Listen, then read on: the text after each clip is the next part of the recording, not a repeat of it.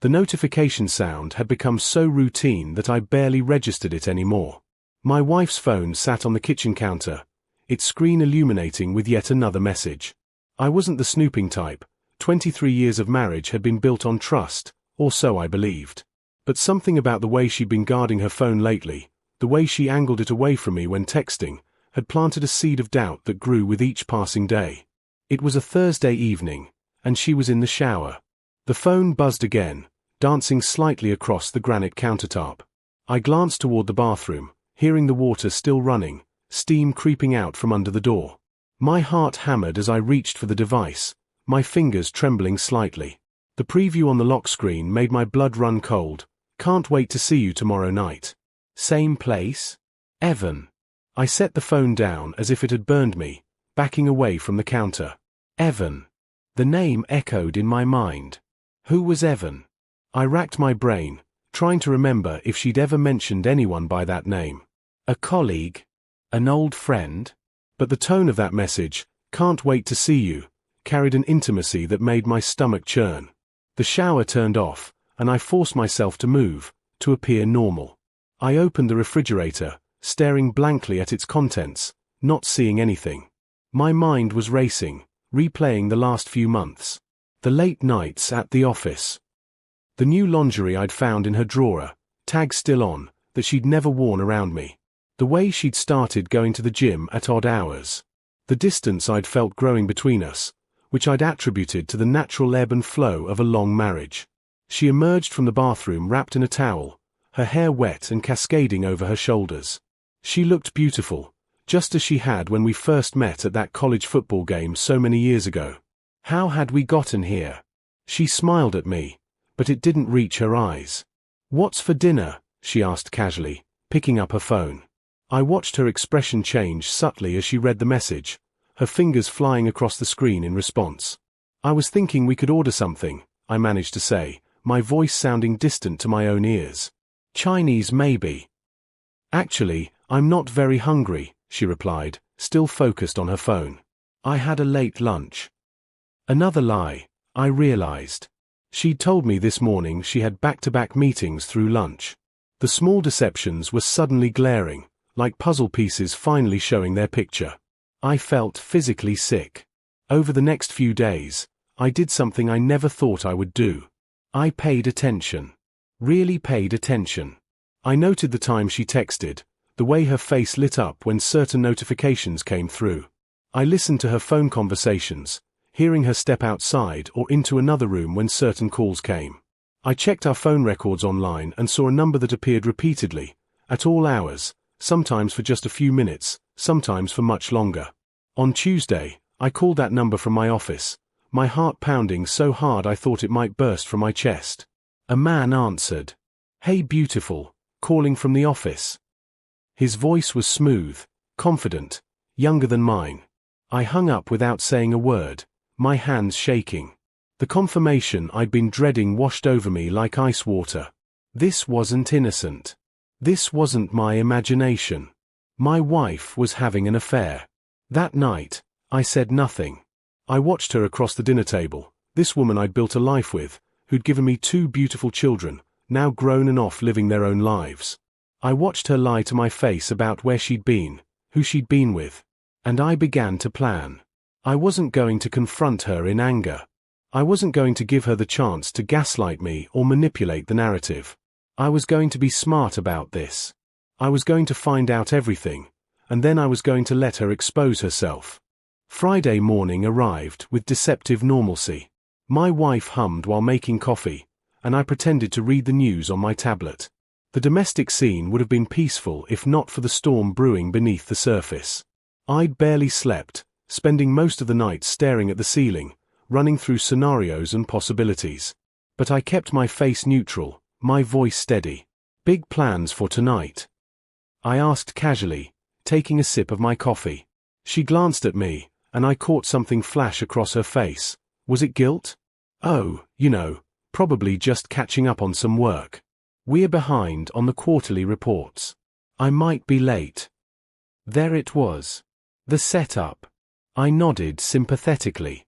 "You work too hard, Don't burn yourself out," Says the man who spent 30 years climbing the corporate ladder, she replied with a smile that once would have warmed me but now felt like a knife twisting.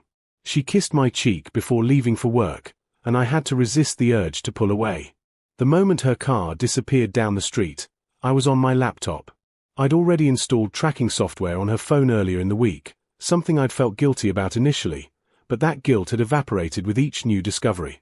The app showed me everything: her location, her messages, even her deleted texts. Technology had made infidelity easier, but it had also made getting caught much simpler. I spent the day gathering evidence.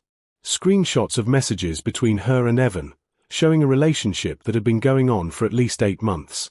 Romantic messages, explicit messages, plans for their dates. Each one felt like a physical blow, but I forced myself to document everything. I noted the restaurant they frequented, an upscale Italian place 2 towns over where we wouldn't be recognized. I found hotel receipts buried in her email spam folder where she'd hidden them. But the most interesting discovery came from a reverse phone lookup. Evan wasn't just some random affair partner. He had a wife. A family. I found his social media profiles, saw pictures of him with an elegant woman and 2 young children. He was living the same double life my wife was, and his wife was as clueless as I had been. I made a decision then that might have been driven by anger or a sense of justice, probably both. I found his wife's contact information through their shared family profiles. Her name was Jennifer. She deserved to know, just as I deserved to know. But more than that, I realized she could be part of my plan to expose this betrayal in a way that left no room for denial or manipulation. I drafted a careful message to Jennifer, explaining who I was and what I'd discovered. I included just enough evidence to be credible without overwhelming her. Then I waited, my finger hovering over the send button. Was I really going to do this? Was I ready for the explosion that would follow? Yes. Yes, I was. Her response came within an hour. Shock, disbelief, anger, all conveyed in shaking text. But also gratitude that I'd reached out, and a steely determination to confront this together. We spoke on the phone, 2 strangers brought together by the betrayal of our spouses. We made a plan. That evening, I watched my wife get ready with particular care.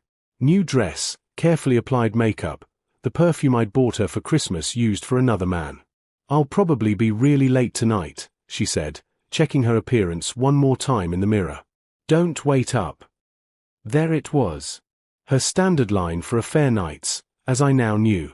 In the past, I would have kissed her goodbye, told her I loved her, and settled in for a quiet evening alone. But tonight was different. Tonight, everything would change. "Okay," I said simply, watching her grab her purse and keys. She was almost to the door when I spoke again, my voice calm and measured. "Hey, tell Evan I said hi." The effect was instantaneous and devastating. My wife froze mid-step, her hand still on the doorknob. The color drained from her face so rapidly I thought she might faint. She turned slowly, her mouth opening and closing like a fish gasping for air, unable to form words. In that moment of stunned silence, I saw everything I needed to see: the guilt, the panic, the desperate scrambling behind her eyes as she tried to construct a plausible explanation. What did you say?" Her voice cracked, barely above a whisper.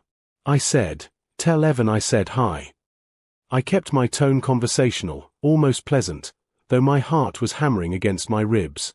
"You are meeting Evan tonight, aren't you? Or did you have a different excuse prepared?" I don't know what you're talking about." But even as she spoke, her hands were shaking, her carefully applied makeup unable to hide the fear creeping across her features. "Don't." The single word came out harder than I intended. "Don't insult me by lying to my face anymore. I know everything. I've known for days. The question is, are you going to continue this charade, or are you going to be honest with me for the first time in 8 months? She stumbled backward, catching herself against the wall. When did you? Does it matter? I stood up from the couch, and she actually flinched. In 23 years, I'd never raised a hand to her, never given her reason to fear me physically, but the emotional devastation I was unleashing was perhaps more frightening. "What matters is that you've been carrying on an affair," lying to me day after day, planning your evening with him while kissing me goodbye. What matters is that the woman I trusted completely, the woman I built my entire adult life around, has been living a double life. Let me explain. Explain what? Explain how you accidentally fell into bed with someone else? Explain how you accidentally developed feelings for him? Explain how every late night at work was actually time spent with your lover. My voice was rising now, the carefully maintained calm cracking. Please, enlighten me. I'm dying to hear what possible explanation justifies 8 months of deception. She was crying now, mascara running down her cheeks. I never meant for it to happen. It started so innocently. He was kind and attentive, and I felt seen again. We hadn't been connecting, you and I, and so this is my fault. The laugh that escaped me was bitter. I'm responsible for your affair because what? I didn't pay enough attention to you.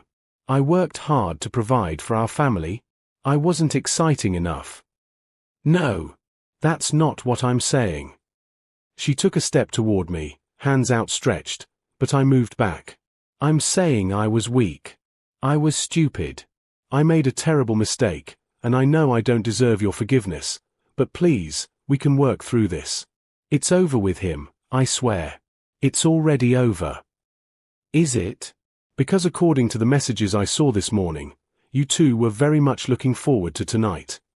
I pulled out my phone, scrolling to the screenshots I'd saved. Should I read them aloud? Can't stop thinking about last week.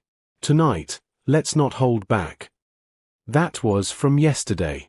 Or how about this one? My husband suspects nothing. We're safe. That was from 3 days ago. Which part of that sounds like it's over? Her face crumpled completely. She sank to the floor, her back against the wall, sobbing. I'm sorry. I'm so sorry.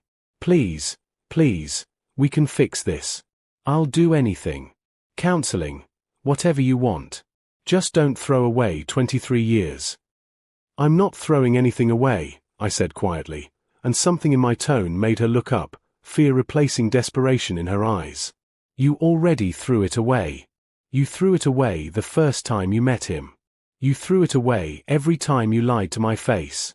You threw it away when you chose him over the vows we made. What are you saying? I'm saying you have a choice to make right now. You can stay here, you can face what you've done, and we can figure out what happens next. Or you can leave, you can actually go meet Evan tonight, confirm everything I already know. But if you walk out that door, if you choose to keep this appointment, don't bother coming back. She stared at me, tears streaming down her face. That's not fair. You can't give me an ultimatum like this. Fair. The word tasted like poison. You want to talk about fair? Was it fair when you shared with him the intimacy that should have been mine? Was it fair when you spent our money on hotel rooms? Was it fair when you came home from him and climbed into bed with me? She buried her face in her hands. What do you want from me? I want you to choose. Right here, right now. Me or him. I glanced at my watch deliberately. You're going to be late for your date. He's probably already at the restaurant, wondering where you are. Your phone has been buzzing in your purse for the last 5 minutes. I assume that's him. As if on cue, her phone rang audibly from her purse, the sound cutting through the tension like a knife. She looked at me, then at her purse, paralyzed by indecision. The ringing stopped, then started again almost immediately. He was persistent. I'd give him that. Answer it, I said, surprising her. Go ahead. Put it on speaker. Let's all have this conversation together. No, I can't. Answer the phone, or I will. I moved toward her purse, and she scrambled to reach it first, pulling out the device with shaking hands. The name Evan lit up the screen with a photo I recognized from his social media, him smiling at the camera, carefree and handsome. The kind of man who probably had always gotten what he wanted. She answered but didn't put it on speaker. Hello. Even from across the room, I could hear his irritation. Where are you? I've been waiting for 20 minutes. The reservation is under your name, remember? They're starting to give me looks." She glanced at me, her eyes pleading. I gestured for her to put it on speaker. When she hesitated, I pulled out my own phone meaningfully. She understood the unspoken threat and pressed the button. Something came up," she said, her voice barely steady. "What came up?" "We planned this 3 days ago. I've been looking forward to tonight all week." His voice was smooth, seductive, unaware of the audience. "Come on, baby, don't leave me hanging. I'm already imagining getting you out of that blue dress you mentioned." I closed my eyes briefly, the casual intimacy in his voice like salt in an open wound. My wife's face was scarlet with shame. "Evan, I can't make it tonight," she said, stronger this time. "Why not? Is it him? Did he suddenly decide to care about where you are?" The contempt in his voice when he referred to me was clear. "You said he wouldn't notice. You said he never pays attention anymore." "That's enough," I said loudly, taking a step closer. "This is her husband. The one who apparently doesn't pay attention. Hello, Evan." The silence on the other end was deafening. Then, "Who is this?" "I just told you. I'm the husband. The one you've been cuckolding for 8 months. Although I have to say, I'm disappointed. After all I've heard about you, I expected someone more impressive. I don't know what game you're playing." "No game. Just reality finally catching up. Tell me, does your wife know about your extracurricular activities? Does Jennifer know that instead of working late, you're sleeping with my wife?" Another silence, longer this time. When he spoke again, the smooth confidence was gone. Who told you?" "Nobody had to tell me. I'm not as oblivious as you both assumed. But since you asked about Jennifer, why don't you tell her yourself? She's on her way here right now." "What?" This time it was my wife who spoke, her eyes wide with horror. "What did you do?" "What I should have done the moment I found out. I contacted her. I showed her the evidence. And she's just as interested in having this conversation as I am." I checked my watch again. "Should be here in about 10 minutes, actually." "You had no right," Evan started, his voice rising with panic. "No right? No right." I laughed, harsh and cold. "You're sleeping with my wife, and I have no right to inform your wife? That's rich. By the way, she's bringing copies of all the evidence I sent her. Hotel receipts, restaurant charges, the works. I hope you have a good lawyer." The line went dead. He'd hung up, probably racing home to do damage control. But it was too late for that. Jennifer and I had been very thorough in our planning. She'd already photographed financial records, secured important documents, and consulted with an attorney. We'd both done our homework. My wife was staring at me like she didn't recognize me. "How could you involve her? This is between us." The moment you involved Evan, it stopped being just between us. The moment he made vows to someone else and broke them with you, it became her business too. Or do you think you and Evan were the only ones who mattered in this scenario? What about me? What about Jennifer? What about their kids? Their kids? She looked stricken. Yes, their kids. 2 of them. 7 and 9 years old. Did you even know that?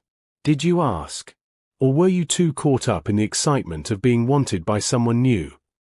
She opened her mouth to respond, but the doorbell rang. We both froze. She looked at me with pure panic.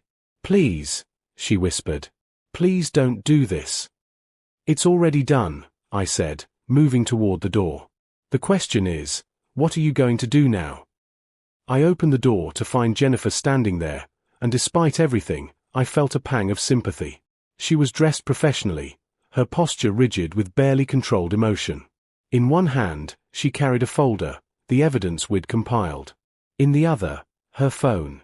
Her eyes were red-rimmed but dry now, all tears spent in private. This was a woman ready for battle. "Thank you for coming," I said quietly, stepping aside to let her in. My wife had remained frozen in the entryway, and when she saw Jennifer, something in her seemed to break. Maybe it was the reality of another person's pain staring her in the face, or maybe it was the final understanding that this wasn't going to be swept under the rug or explained away. Jennifer's gaze locked onto my wife with laser intensity. You're her. Not a question. A statement of fact. You're the woman who's been sleeping with my husband. I didn't know he was married. My wife tried, but even to her ears, it must have sounded hollow. Don't. Jennifer's voice was ice. Don't insult me with lies. He's wearing a wedding ring in his profile pictures. You knew. You just didn't care. She stepped closer. Or did you think that somehow made it more exciting? That you were special enough to make him leave his family? Jennifer, my wife started, but Jennifer cut her off with a sharp gesture. No. You don't get to say my name. You don't get to humanize this. You don't get to make excuses. She opened the folder, pulling out printed messages. I've read everything. Every message. Every plan you two made. Every lie he told me while he was with you. Do you know what it's like to read texts from your husband to another woman, talking about how much better you are in bed? How much more alive he feels with you? My wife was crying again, but Jennifer showed no mercy. Neither did I. We'd both earned this moment of confrontation, this opportunity to face the people who'd shattered our lives. My children, Jennifer continued, her voice cracking for the first time. My babies asked me this morning why Daddy was sleeping on the couch. What was I supposed to tell them? That their father was too busy planning his next rendezvous with his mistress to care about them. I never wanted to hurt anyone, my wife sobbed. It just happened. Nothing just happens. I finally spoke, my voice thundering through the house. You made a choice. 1,000 choices. Every text, every meeting, every lie, those were choices. Own them. The four of us, though Evan was conspicuously absent, existed in this painful tableau for a long moment. Then Jennifer straightened her shoulders, her composure returning like armor sliding into place. I've filed for divorce, she announced. My lawyer has everything. Evan came home 30 minutes ago, packed a bag, and left. I don't know where he went, and I don't care. He'll be served papers next week. She looked at me. I hope you'll consider filing as well. She doesn't deserve your forgiveness. I looked at my wife, seeing not the woman I'd married, but a stranger wearing her face. I already called a lawyer this afternoon. The papers will be ready Monday. My wife's legs seemed to give out, and she slid down the wall to the floor. No. No, please. We can fix this. Counseling, time, whatever it takes. There is no we anymore, I said, surprised by the steadiness in my voice. That ended the first time you went to him. I'm not interested in counseling. I'm not interested in trying to rebuild trust that you systematically destroyed. I'm just done. But 23 years. Don't you dare use our years together as a shield now. You're the one who made them meaningless. You're the one who threw them away. I moved to the closet by the door, pulling out 2 large suitcases I'd packed earlier. Your things. I've packed 2 weeks' worth. You can arrange to get the rest later, with supervision. She stared at the suitcases as if they were alien objects. Where am I supposed to go? I don't know. Evan's place, maybe? Oh wait, he's married and just left his wife. Maybe a hotel? You certainly know which ones have the best rates by now. The bitterness in my voice was acid, eating away at the last vestiges of the love I'd once felt. Jennifer was already moving toward the door. I've said what I came to say. I hope you find peace, she said to me, then looked at my wife one last time. And I hope you learn to live with what you've done. Goodbye. After she left, the house fell into crushing silence. My wife remained on the floor, surrounded by the wreckage of her choices. I felt oddly empty, like all the anger and hurt had burned through me, leaving nothing but ash. I loved you, I said finally, and she looked up, hope flickering in her eyes. Past tense. I loved who I thought you were. The woman I married, who promised to forsake all others. But that woman doesn't exist anymore, if she ever did. I love you, she whispered. I still love you. No, you don't. You love the security I provided. You love the life we built. You love not having to face consequences. But you don't love me. If you loved me, you wouldn't have done this.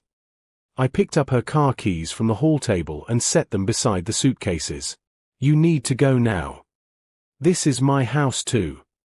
And your name will stay on the deed until the divorce is finalized. But I can't have you here tonight. I can't breathe with you in this space. So please, just go. Go anywhere. Figure out your next move. But give me this one night without you. She stood slowly, gathering the suitcases with trembling hands. At the door, she paused. I'm sorry.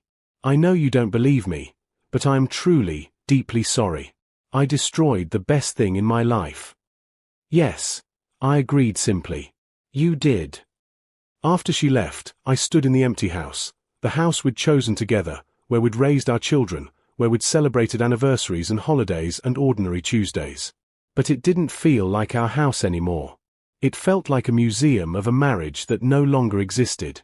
I poured myself a whiskey, something I rarely did, and sat in my chair. My phone buzzed with a text from Jennifer. Thank you for your courage. We both deserved better. Yes, I typed back. We did. The months that followed were difficult but necessary. The divorce was uncontested. My wife knew she had no moral ground to stand on. Jennifer and I remained in touch, supporting each other through the process. Not romantically.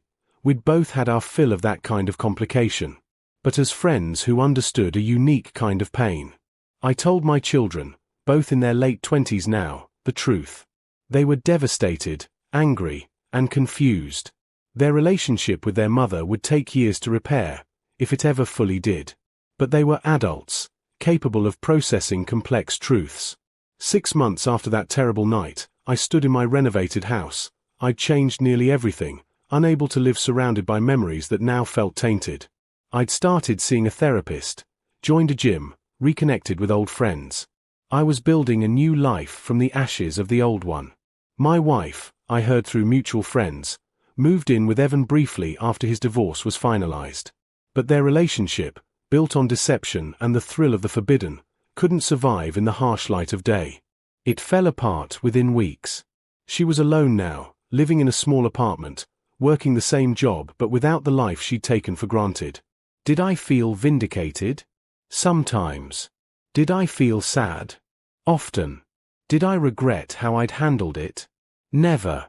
Because that night, when I'd said tell Evan I said hi, I'd taken back my power. I'd refused to be the oblivious husband, the convenient excuse for someone else's bad behavior.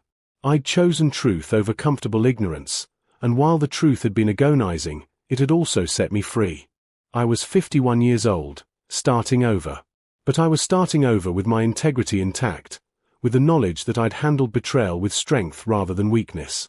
And somehow, standing in my new kitchen, watching the sunset through windows that had never witnessed my wife's lies, I felt something I hadn't felt in months. Hope.